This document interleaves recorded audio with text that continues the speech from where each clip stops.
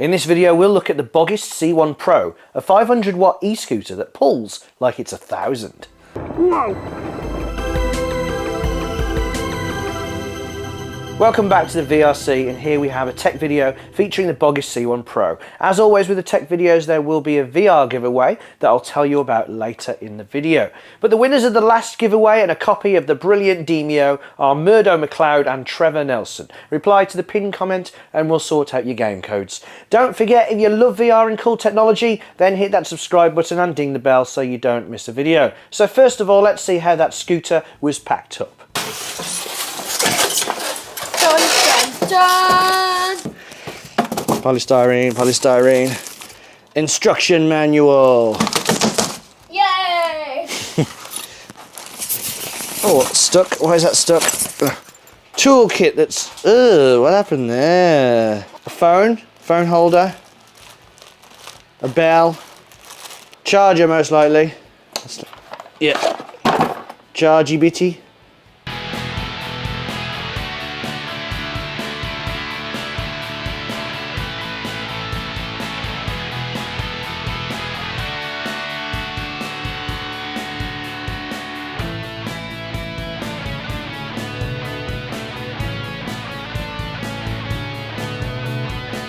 There is the BOGIST C1 Pro. Let's get outdoors and see how it goes. BOGIST contacted me and asked me if I'd like to test their scooter, so full disclosure, it was sent for free, but they haven't paid me to say anything in particular about it, so rest assured you'll find out all the things about the scooter that are great, but also the few things that are not so great. And those not so great things started when I tried to charge that bad boy up. They don't go in there. Am I looking at the roll? Oh, bloody neck. But when I turned it on, there was half battery left, so maybe that was enough for me to give it a good first test. The saddle, nice and squishy. This is odd. Whoa! Right.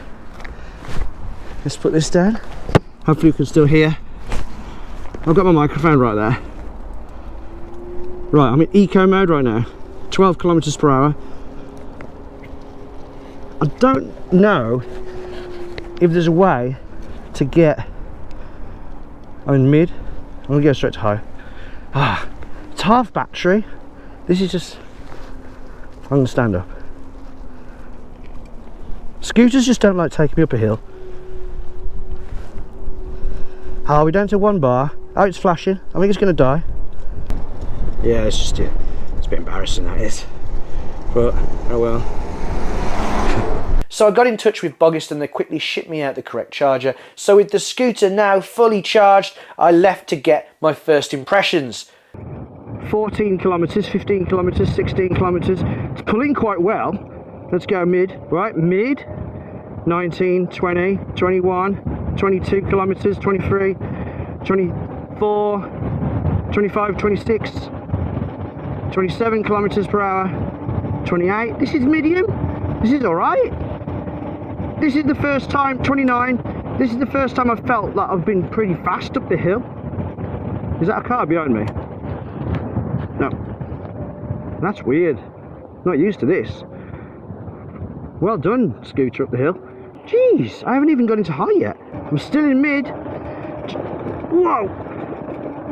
This feels a lot punchier than the iX4, I think. 35, 36, whoa! 37. 38, 39. Oh, big jump! Whoa! Whoa! Yeah! Yeah! Come on, come on!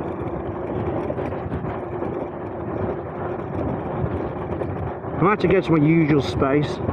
35, 36. Come on, do it here. 41, 42, 43. 44!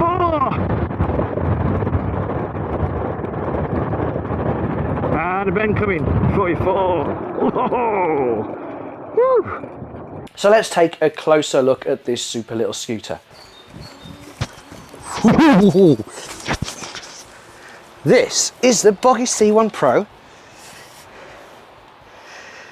from BOGIST. So this is a 600 watt scooter and it packs a hell of a punch. It's got a 48 volt 13 amp hour battery, which is good for 40 kilometers. That's the manufacturer's claim time. As you can see, it has a nice comfy saddle, and I can verify that is a comfy saddle, and it also comes with suspension. The scooter itself also has a nice springy suspension, front and rear. It has a rear disc brake as well as a brake light. And the front brake, you may notice there's no obvious disc, but this front brake is actually an anti-lock braking system. And I can confirm it works very, very well. Although it is a bit weird. Whoa, what the hell happened then? Some sort of weird other brake. It's got a nice deck with a nice rubberized tread. The kickstand is a kickstand, but it's nice and accessible, easy to get when you need to. It has a thumb bell, no buzzer, but I don't mind that at all, and a smooth thumb throttle. I do have this nice wing mirror on it, which I find extremely useful, but the mirror doesn't come with the scooter. As you can see, the screen is very nice. If you want to get zero start, turn it on. Within a few seconds when it comes on, press it again, and then, ooh, off it goes. Let's just lift that back tyre up. In low mode, 26 kilometers per hour. Obviously this is the no load speed. Mid, this is hitting my feet, 37 kilometers per hour. And finally high, 57 kilometers per hour. Unfortunately, there does not seem to be a way to turn the kilometers per hour into miles per hour, because there doesn't seem to be an app for this scooter, unlike some of the others. That's not a big issue, but I would like to see miles per hour because that's what I'm used to. Here are those chunky run flat tyres. Apparently they're stab proof. I'm not going to test that though. Now you might have noticed that this scooter is rather small. However, it is currently in its smallest possible position, which actually my 6-year-old can actually sit on. I haven't let him go on it, but he can sit on it. So let's see how big it goes. So pull that lever there, bring this up. Interesting. Little plastic thing comes out. Right. Push that back in, so that's already a bit higher. And then the seat, which is removable,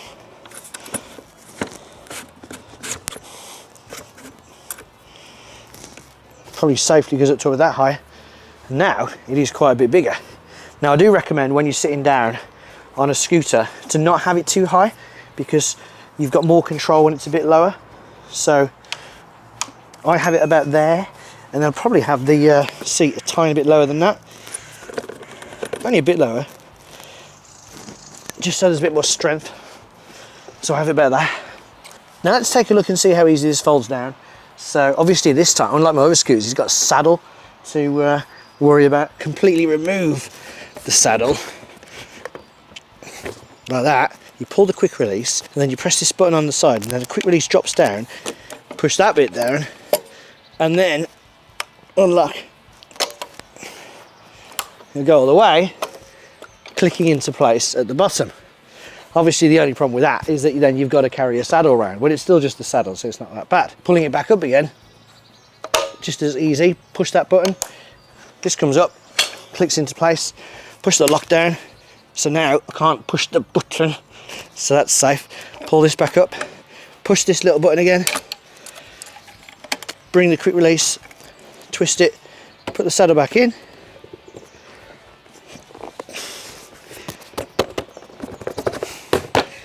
Lock that into place, and ready to go. As for the lights come on automatically. There is no button for the lights. As soon as it gets dark, the lights will pop on. Let's see how this scooter does at night time. Going to the switch, is that it? There he goes. On you come, lights on. Here, there we go, that's quite good, isn't it, that? I haven't done the scooter, I haven't checked out the suspension. That's quite good. Doesn't bottom out. I'm a heavy dude. Well, I'm not that heavy. I'm heavy for a normal person. whatever normal is, as in the norm, you know.